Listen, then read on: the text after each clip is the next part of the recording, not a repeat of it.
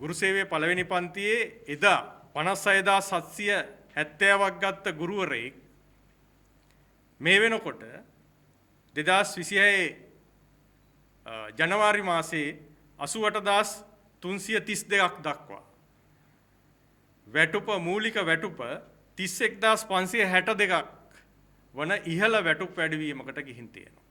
ඒක අපි ගත්තොත් සමස්ත වැටුප් වැඩිවීම 55%ක්.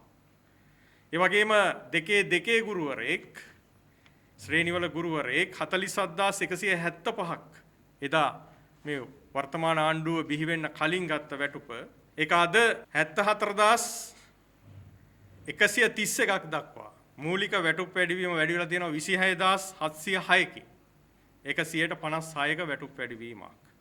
ඒ වගේම දෙකේ ගුරුවරයෙක් ගත්තොත් 39175ක් එදා ගත්ත ගුරුවරයෙක් මේ වෙනකොට 61559ක වැටුප් වැඩිවීමක් දක්වා ගිහින් තියෙනවා.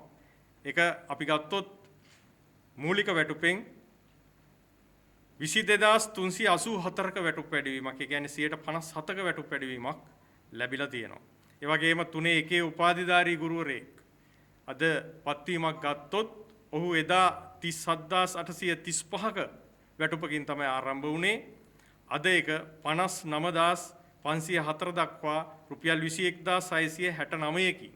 දැන් අපි ගත්තොත් 57ක වැටුප් වැඩිවීමක් ලෙස සටහන් වෙනවා. ඒ වගේම විද්‍යාපීඨ ගුරුවරයෙක් ඔහුගේ ආරම්භක වැටුප 36260 අද 57119 දක්වා වැටුප් වැඩිවීමක් දක්වා ගිහින් තියෙනවා 20859ක.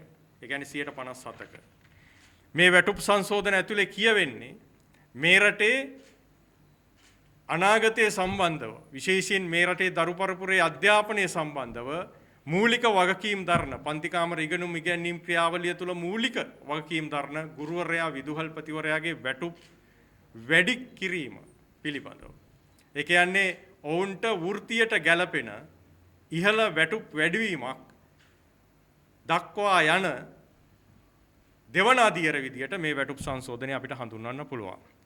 අපි දන්නවා ඉතිහාසයේ තුර මේ රටේ අධ්‍යාපනය පිළිබඳව මේ රට පාලනය කරපු පාලකයන් විසින් මේ රටේ දරුවගේ අධ්‍යාපනය සම්බන්ධව තබපු බර ගත්තොත් අපි දන්නවා ගුරු සේවය සහ විදුහල්පති සේවයේ වසර 27ක් ඔවුන්ගේ සේවාව ක්‍රියාත්මක කරේ නැහැ. ඒ කියන්නේ වෘත්තීය පැත්තෙන් බලගැන්වුවේ නැහැ. ඒ වගේම වසර 27ක් ඔවුන් ගුරුවරුන්ගේ වැටුප් වැඩි කරේ නැහැ. පොදුවේ රාජ්‍ය සේවය තුළ ඔවුන්ගේ බලය පිළිබඳව අභියෝග පැන නැගිච්ච අවස්ථාවල විතරක් මැතිවරණ පොරොන්දු විදියට පොදුවේ රාජ්‍ය සේවයට දීපු වැටුප් සංශෝධන මිසක් ඔවුන් මේ රටේ අධ්‍යාපනය පිළිබඳව දරුවගේ අධ්‍යාපනය පිළිබඳව මේ රටේ අනාගතය පිළිබඳව තැබිය යුතු බර තැබුවේ නැහැ කියන එක අපිට විවේචනයක් විදියට තියෙනවා. නමුත් වර්තමාන ආණ්ඩුව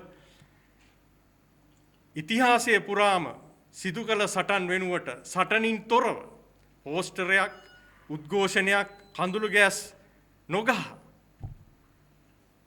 මේ රටේ ගුරුවරුන්ගේ විදුහල්පතිවරුන්ගේ ඒ වගේම සමස්ත රාජ්‍ය සේවකයාගේ වැටුප් ඉහළ නැංවීමට කටයුතු කරලා තියෙනවා.